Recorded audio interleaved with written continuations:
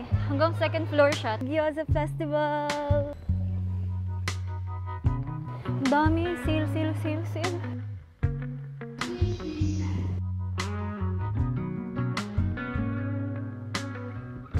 I got a new bag.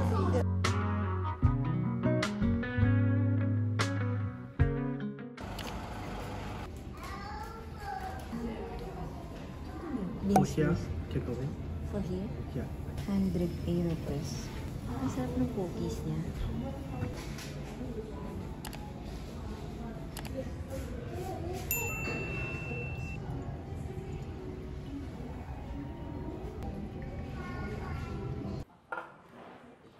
So we are here at Passage Coffee, Nihonbashi. It's a 6-minute walk from our hotel and it's located in second floor of Mima Hotel. So in case na dito kayo nagja-check-in guys, meron daw kayong 50 yen discount. Just simply show your key card.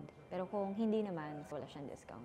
I ordered one Ethiopia and then sige is yung Colombia na hand drip coffee for a total of 1,890 yen. Actually guys, yung Passage Coffee, marami siyang branches in Shibuya and Shinjuku. Pero yun kasi yung medyo matao na lugar, yung medyo crowded, tsaka may mga lines. And itong Passage Coffee sa Nihonbashi, so far, wala namang pila dito. Maybe because medyo malayo siya dun sa mga main city or main attraction dito sa Tokyo.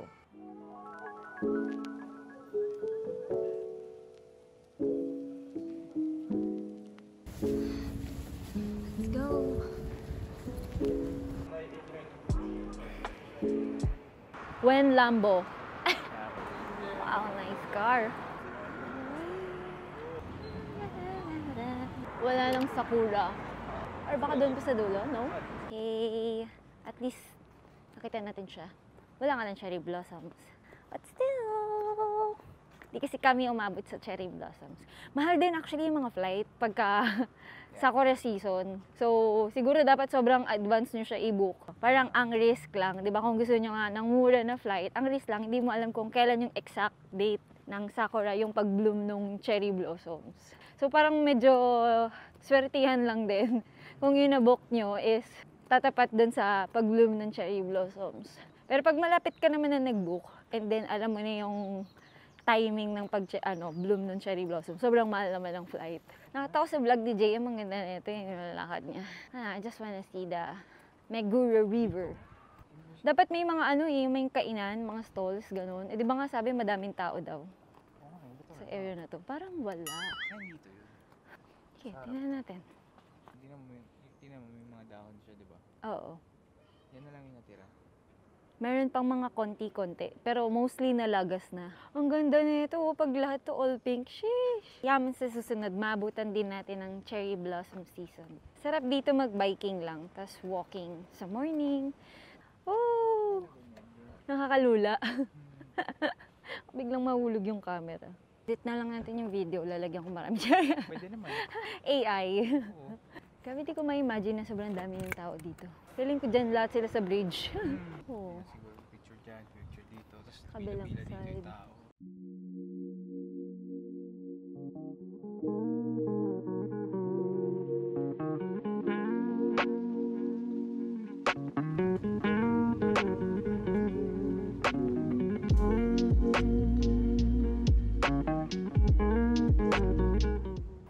Wow, look at the neighborhood. It's quite different from the busy city of Shibuya. Hi na! Let's go to the Gyoza Festival! Ang tanong, marami yan tao. Kung ano lang makita ko, kakainin ko na. It's one of the festival here in Japan kapag ka Golden Week. Nag-start siya ng April 26 and then mag-end ng May 6. So nakaabot pa kami. Ang hirap pala mag-decide ng mga itinerary pagka Golden Week. Kasi first, yung iba kasi sarado. Yung mga attractions o kaya yung mga shrine, gano'n. Last time, di ba, nung nandun kami sa Mag-Imperial Palace na kami, sarado siya. Marami namang events and festivals. So search nyo na lang. Katulad nung dun sa Odaiba, yung Golden Week, ang daming nangyayari. Kahit parang ang tahimik. Entrance fee is free. Pagkain na lang yung babayaran mo doon. Parang yung katulad yata kahapon sa Odaiba. Nakita ko may parang lobster field gyoza eh. Gusto ko siyang itry. Look at the houses here. Ang gaganda. Ang gasa. Ayun! Nakikita ko na yung mga tent. Tent ba yun? Ano ba? Ang weather ngayon, ano lang, shorts, tsaka t-shirt kind of weather. Medyo balot na balot lang ako. Kasi hindi ko in-expect na mainit pala. Kasi mga few days bago yung trip namin, sinecheck namin yung AccuWeather. Malamig daw, sabi. Parang, uy, nakikita ko na yung mga cubes. Ay, parang ganun din, di ba? Yung may mga tent, tas magkakasunod. Yung isa beef, yung sa Odaiba. Oo. Gyoza. Ay! May ano din, separate na bilan ng kanin. Sige, lalaban na yan. Mga kumakain yan. Ayan, nakatayo sila. Dining. Or doon no, sa may lilim. Bili lang tayo. Kaya doon siguro sa kabilang side. Craft Gyoza Festival! Ooh, parang may xiaolongbao, no? Na fried? Okay. Ang daming choices. Grabe, sobrang haba ng pila kahit sobrang init. But for the gyoza, let's line up! Gutom na rin eh. 700 yen yung price niya per set. So, pwede kayong gumamit guys, no? Pass mo and iCoca card. And then, pwede rin na cash. Papapalit nyo ng voucher doon. Ito, gyoza. A few moments later. Gone. Hindi ko na na-vlog. Gutom na kami. Pero ang sarap guys, in fairness. 700 kada order. Order pa tayo ulit. Ang sarap din ng fried rice. Oh my God.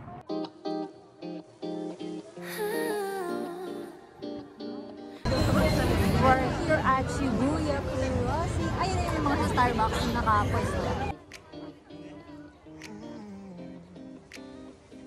Just hit me with those brown eyes.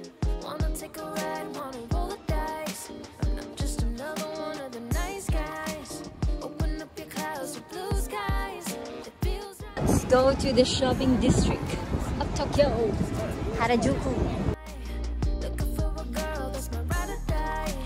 Think you'd be the one, don't know why. Just feels right. Oh, I got so many things to say to you. I wanna be the one to make a move. And if you can't decide, I can change your mind. I feel some new kind of motion. Your call, where are we going? My heart's in knots and ties. Hope you can feel my vibe. Parang mga presyong pang turista na to. Parang resell. Since parang fair ata yung fare, parang resell yung prices. Oo. Oo, ang gusto nga nun yun ah. Sobrang flashy. Mura lang yung price niya.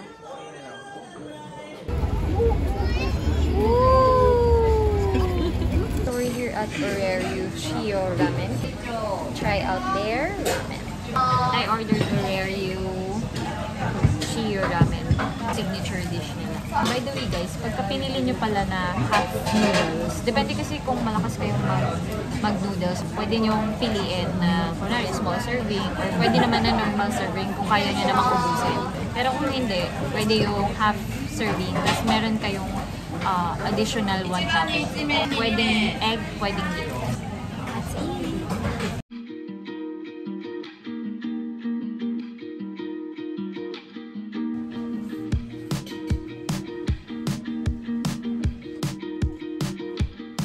We're here at Cat Street, here in Harajuku. Actually, hindi siya Cat Street dahil maraming cat. Collect the stamps daw. May activity pa. Bongga, para check ka talaga. How about this?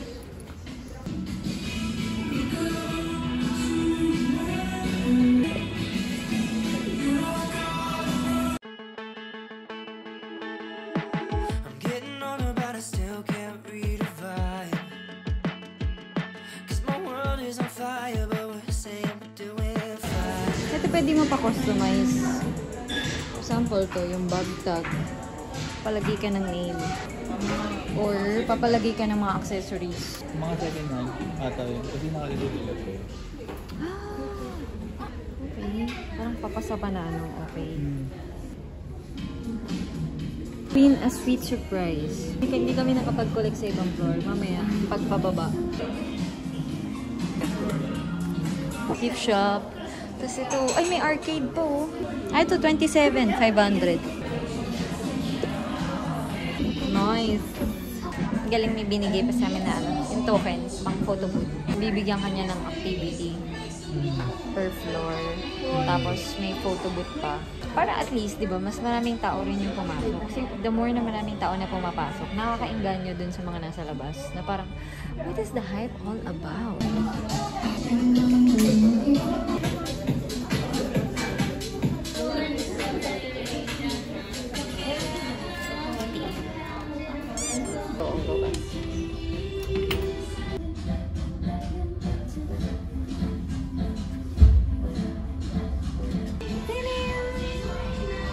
Okay.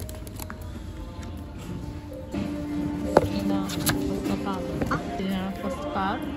Postcard. Okay. Thank you. Thank you. Postcard. Akala ko may bag. May surprise bag. Wala ko may ano sa likod eh. Akala ko din may laman eh. Cute! Remembrance! Hola. Yay! Good morning! It's already 11:45. Late na kami nagising actually. Sarap ng tulog namin kagabi. Napagod dahil kakalakad. It's our second to the last day here in Japan. So ito na, magsha-shopping na talaga tayo. Tignan natin kung makakabili tayo ng gamit sa Mitsui Outlet Store. Magkakape muna kami nearby our hotel. Try natin yung mga hindi pa masyadong nabablog, hindi pa na-feature. Actually, nagsusearch lang ako ng mga nearby coffee shop. Tapos yung wala pa masyadong reviews. Pero mataas naman yung mga nag-review.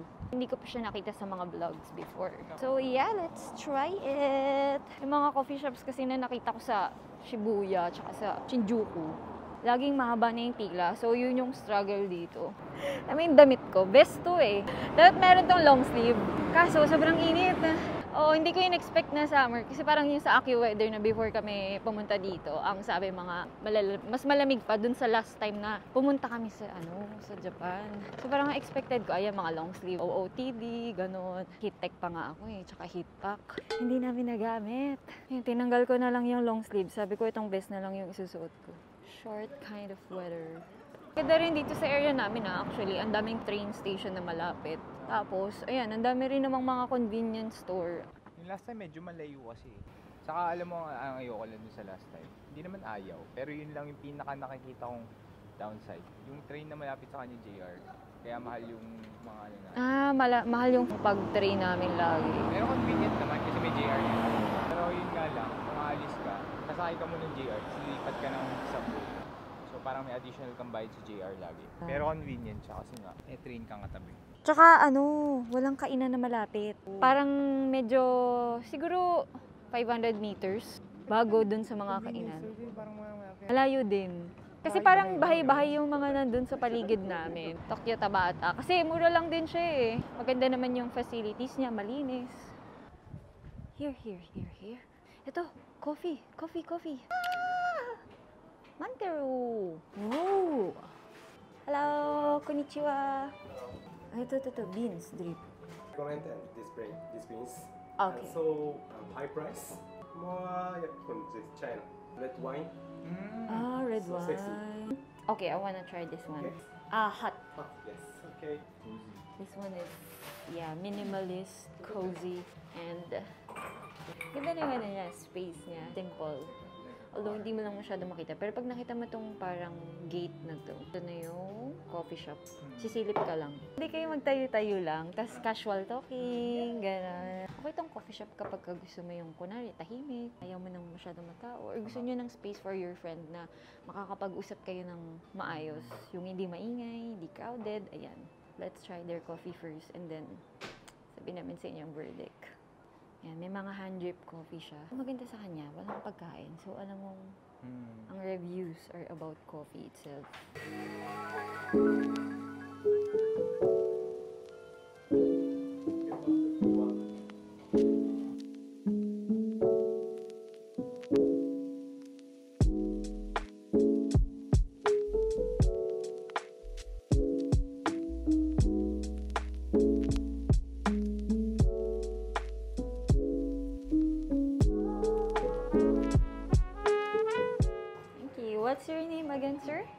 name is Aritsune.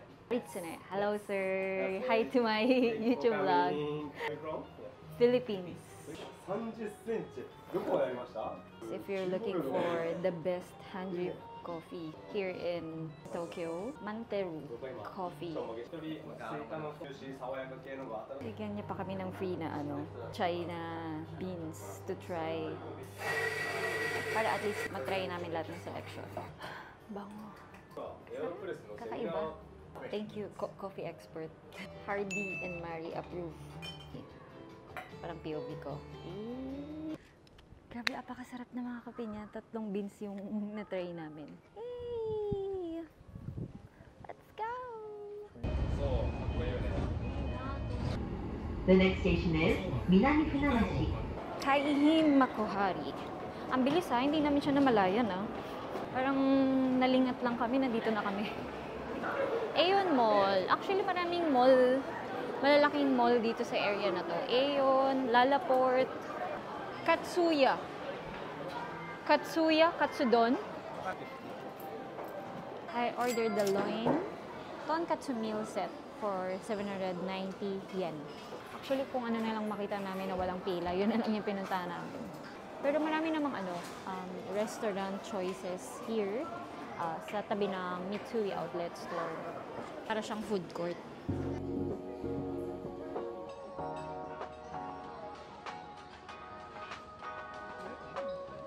We're done eating lunch. Now, let's go to Mitsui Outlet Store. Sale? Paanong sale? May gusto ko dyan. Ayun, A6 oh. Second floor. Ang laki din niya. Sabi kasi sa Google reviews, maliit lang daw siya. Pero siguro para dun sa iba na nako-compare nila sa ibang outlet store. For example, yung sa Gotemba, gano'n. Siguro para sa kanila, maliit na itong Mitsui Outlet Store. Pero ang laki eh. Hanggang second floor siya, tapos may parang B-side, C-side, oo. Bigyan mo kami ng malaking sale. Mga 50% off. Char! Pero mura. Kaso leather. Pero kung gusto niyo yung mga kakaibang Pero wala ang size sa akin. mabenta yung kaya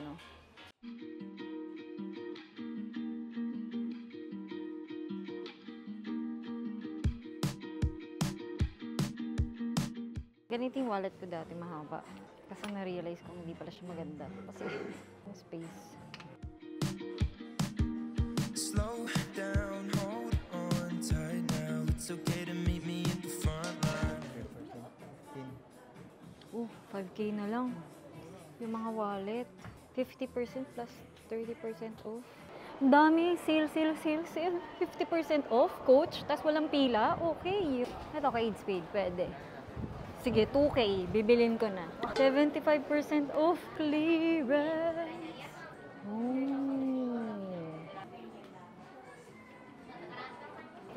Coach Women, 30% off. Wow. Uy, up to 60% off. Magkano yan? 40.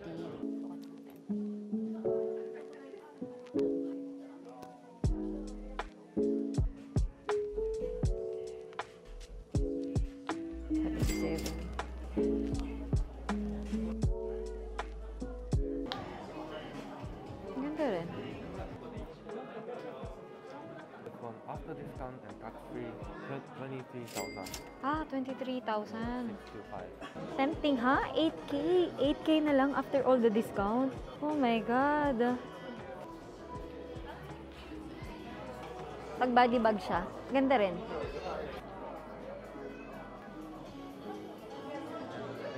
Baka Mother's Day sale din. 23,100. Ganda rin, no? Hindi fake news yung sale. Ready nyo na yung mga credit card nyo.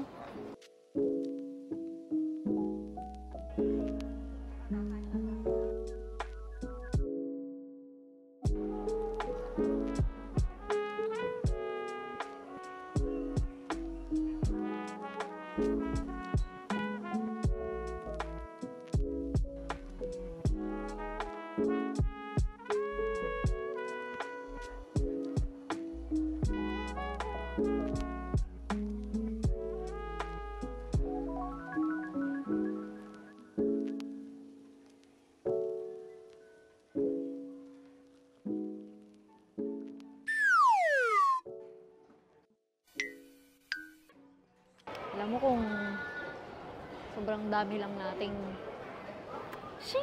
cash. Nag-swipe na tayo eh.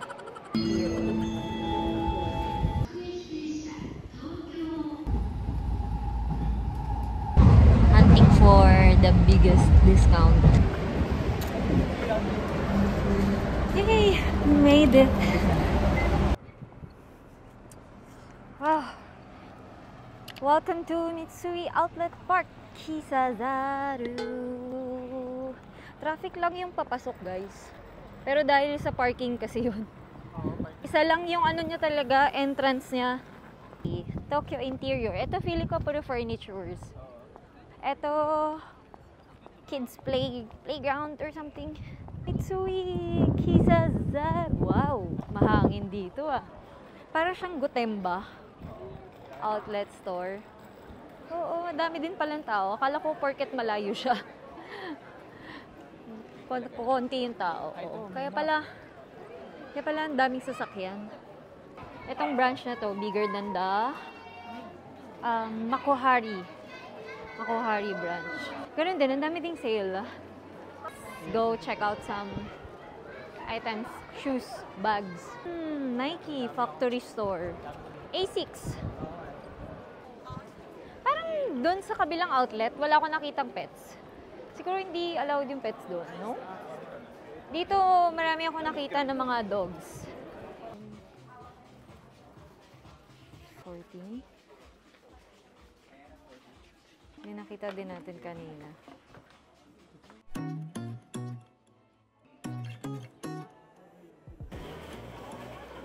So, in case yung mga hinahanap kayong Nike shoes, ayan, meron dito. Malaki. 70% off. Damit pang aso. Cute! Banana Republic. Oh, ganun din, no? Same promo. 50-30.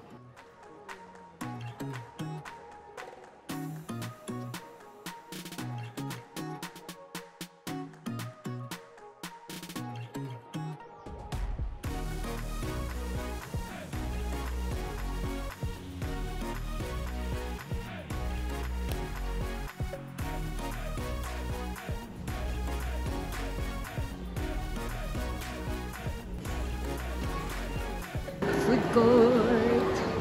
Ayan, may mga seats naman. Maraming seats na available. Okay lang. Silver. Nakakain ko ba ito? Strawberry ice cream for 750 pesos. Ah, 750 yan pala. Ang mahal naman, no?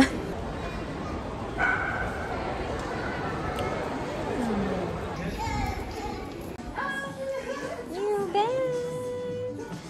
I got a new bag. Thank you to my sponsor. May asukal de papa. Charing.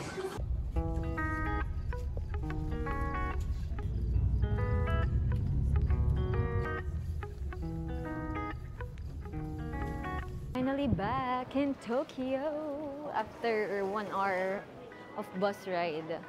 Sobrang bilis lang niya actually ah. Meron ng 1 straight na commute from Mitsui Outlet Store pabalik dito ng Tokyo. Ang fare niya is 1,400 yen. Pwedeng cash, pwedeng IC card. Naubusan yung IC card ko kaya nag-cash na lang ako. Pagka yung isang route yung tinake namin, same din pero 3 sakay. At least ito, nakapahinga pa yung paa namin. Yay! Thank you! Subscribe kayo para next time mga ano na to. Mas marami pa to. Charing!